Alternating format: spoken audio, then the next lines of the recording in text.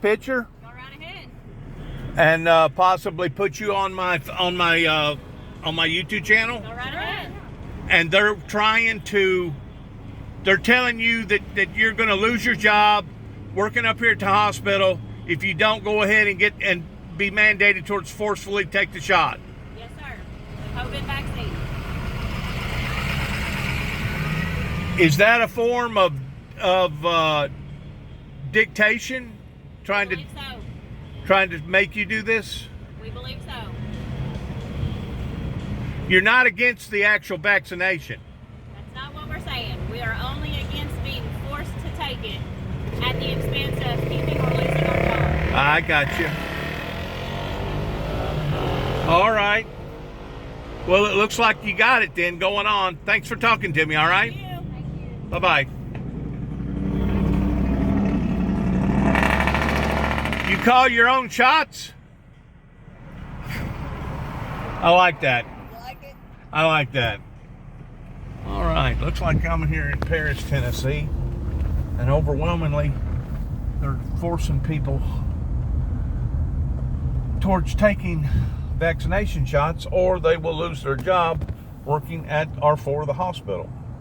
And I'm just guessing that this probably also entails anybody associated with the clinic or associated with the medical industry in general. I'm just assuming that. I don't know that for sure. But as of right now, the way she talked, the hospital was going to mandate a rule that if you did not get vaccinated, that you would lose your job.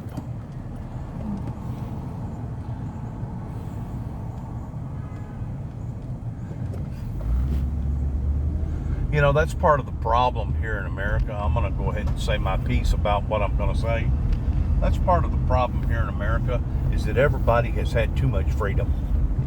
They've had too much freedom, and all of a sudden, if something like this occurs to the point that it basically upsets the apple cart, the next thing you know, they start screaming and hollering, "You're stepping on my Constitution. You're stepping on my Constitution." One of these people was like me, that the state of Kentucky drove all the way out to Oklahoma City, Oklahoma to pick me up over me making 2 telephone calls that was non-threatening. Didn't break any type of probation. Drug me back to Kentucky and forced me to take a drug called Risperdal. I may be pronouncing it incorrectly. That causes obesity and breast enhancement, that now I'm suffering the consequences for, because they mandated through a Judge Woodall in Trigg County, towards me taking this drug.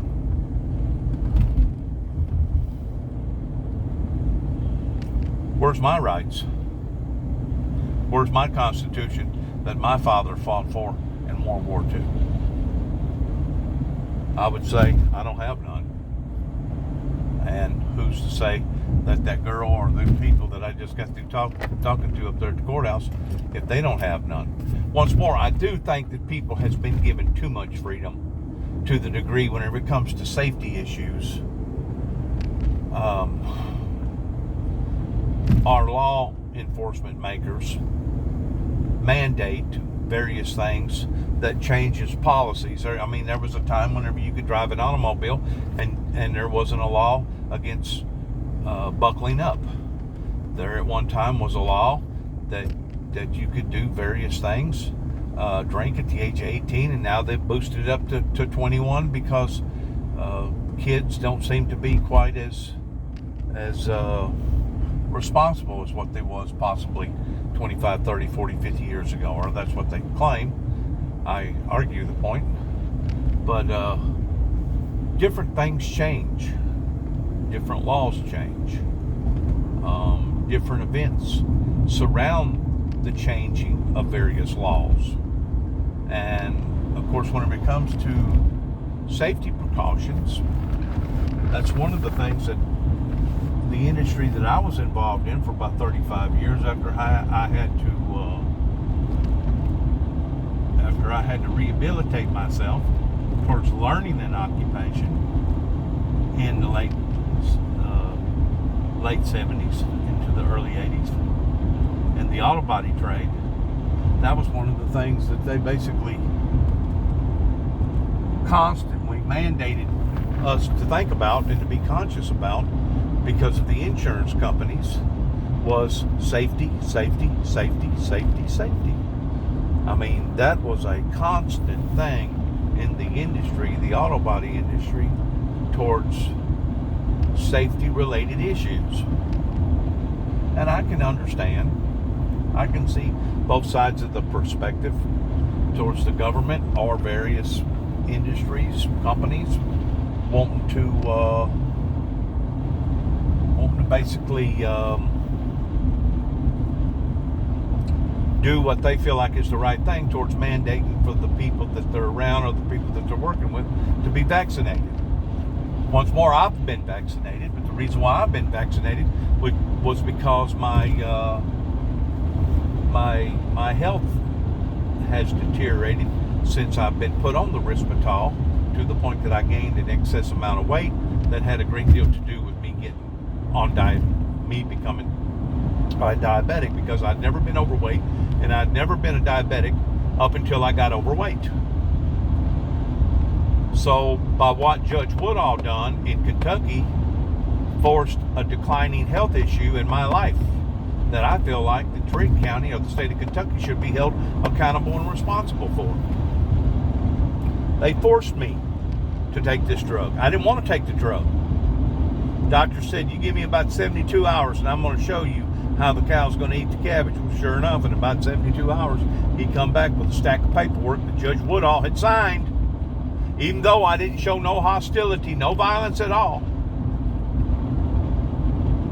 I was mandated to take this particular drug, and the doctor told me, he said, I've got the approval that I could strap you down to a gurney and physically force it into you one way or the other in you taking this drug. Now, are you going to comply? Well, you know, whenever you are giving that type of ultimatum, either do or die, what would have you have done? Would have you have died? Because I guarantee you, if I would have given the hospital staff any type of rejection in the form of violence or hostility, they would have sure enough jumped all over me with ain't no telling what kind of drugs that they'd have put in my system.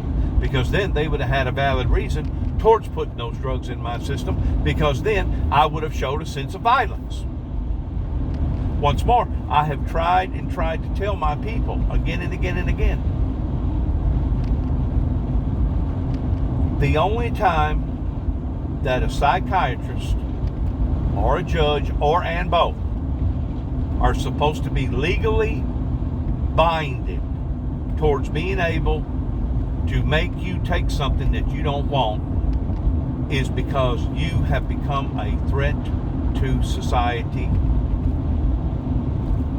And because you're a threat to society, this is the only way to restrain you. In other words, you're out of control, you're violent, can't nobody reason with you, can't nobody talk to you.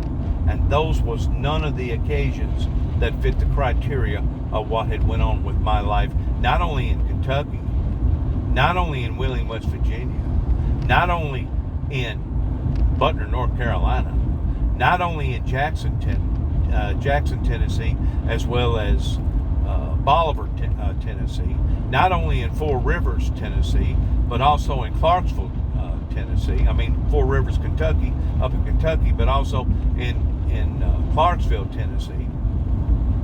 All these different occurrences that has happened towards me being evaluated again and again and again and again was all movements towards trying to provoke me into becoming violent, into becoming hostile. I never gave in to the provokingness towards them trying to provoke me into becoming harmful and hurtful to society. Now, there's been a time or two that I personally wanted to become harmful to myself. because I felt like that these laws and all these corrupt doctors, corrupt judges, corrupt attorneys, that I was basically just beating a dead horse, and that the circumstances that was going on in my particular life, it was actually easier for me to check out than it would have been for me to have fought the fight. I'm glad now that I fought the fight. I'm glad now that I'm here discussing my story with individuals and telling them not only about how that my rights got violated in regards towards various episodes that's happened in my personal life, but also now how other people feel like that their rights is being violated towards people mandating, forcing them to take something or to put something into their body that they're not sure about, that they're in doubt about. And because of it, in a way, like I told you a while ago, I can see both sides of it. In a way, they are breaking the American freedom of Constitution by forcing them in doing this, that if they don't do it, they're going to have to pay the ultimate consequences of the sacrifice towards losing their jobs or becoming fined or going to jail. I don't know which. But America has went too far with their freedoms to the point that if something like this was to occur, such as the 1918 pandemic, the Spanish flu pandemic, what would have society done if they didn't mandate some sort of distancing between each other? And I don't know if they designed some sort of medication during that time. I know that they've designed medication pertaining to polio. They've designed medication against other types of pandemics that's come along. But I can understand people's feelings being hurt because they feel like that they're being pushed off into something that they're not in full agreement towards doing or taking a participation in. Good luck to all of us, as I end my message all the time. Good luck to each and every one of us.